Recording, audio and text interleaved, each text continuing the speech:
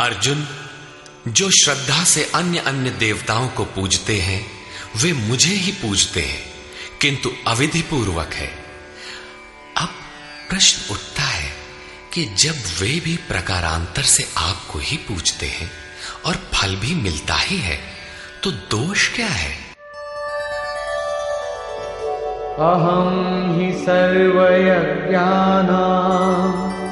भोक्ता च प्रभुरेव च न तु मामभिजानन्ति तत्त्वेनातश्च वन्ति ते।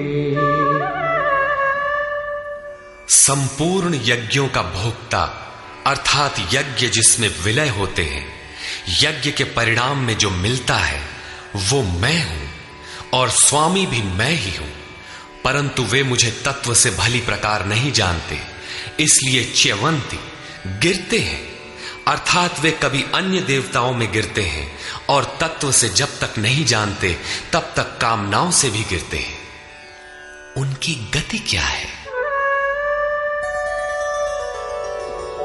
यान्ति देवव्रता देवान् पितॄन्यान्ति पितृव्रता भूतानि यान्ति भूतेजा यान्ति मद्याजिनोऽपि माम्। अर्जुन, देवताओं को पूजने वाले देवताओं को प्राप्त होते हैं। देवता हैं तो परिवर्तित सत्ता, वे अपने सदकर्मानुसार जीवन व्यतीत करते हैं। पितरों को पूजने वाले पितरों को प्राप्त होते हैं, अर्थात अतीत में उलझे रहते हैं।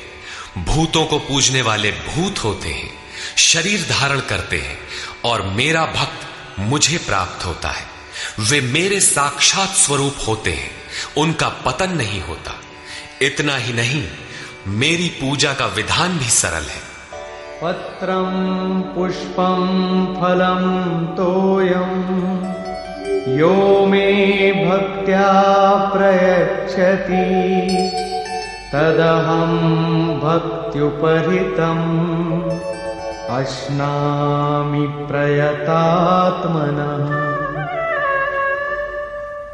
भक्ति का आरंभ यहीं से है कि पत्र, पुष्प, फल, जल इत्यादि जो कोई मुझे भक्ति पूर्वक अर्पित करता है, मन से प्रयत्न करने वाले उस भक्त का वो सब मैं खाता हूं, अर्थात स्वीकार करता हूं। इसलिए यत्करोषि यदश्नासि यज्जुहोषि ददासि यत्तपस्यसि कौन्तेय तत्कुरुष्व मदर्पणम्। अर्जुन, तू जो कर्म अर्थात यथार्थ कर्म करता है, जो खाता है, जो हवन करता है, समर्पण करता है, दान देता है, मन सहित इंद्रियों को जो मेरे अनुरूप तपाता है, वो सब मुझे अर्पण कर, अर्थात मेरे प्रति समर्पित होकर ये सब कर। समर्पण करने से योग के क्षेत्र की जिम्मेदारी मैं ले लूंगा।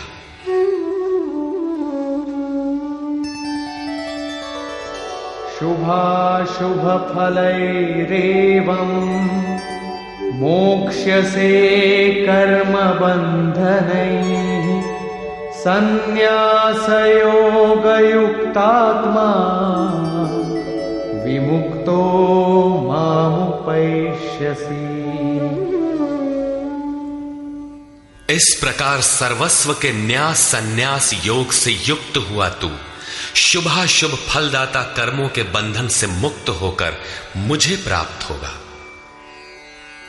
उपर्युक्त 3 श्लोकों में योगेश्वर श्री कृष्ण ने क्रमबद्ध साधन और उसके परिणाम का चित्रण किया है। पहले पत्र, पुष्प, फल, जल का पूर्ण श्रद्धा से अर्पण, दूसरे समर्पित होकर कर्म का आचरण, और तीसरे पूर्ण समर्पण के साथ सर्वस्व का त्याग। इनके द्वारा कर्म बंधन से विमुक्त अर्थात विशेष रूप से मुक्त हो जाएगा। मुक्ति से मिलेगा क्या? बताया, मुझे प्राप्त होगा। यहां मुक्ति और प्राप्ति एक दूसरे के पूरक हैं। आपकी प्राप्ति ही मुक्ति है, तो उससे लाभ?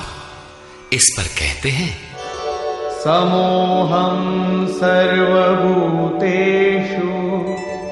न मे द्वेषोऽस्ति न प्रियः ये भजन्ति तु मां भक्त्या मयि ते तेषु चाप्यहम्। सृष्टि में न मेरा कोई प्रिय है और न अप्रिय है, किंतु जो अनन्य भक्त है वो मुझ में है और मैं उसमें हूं। यही मेरा एकमात्र रिश्ता है, उसमें परिपूर्ण हो जाता हूं। मुझ में और उसमें कोई अंतर नहीं रह जाता।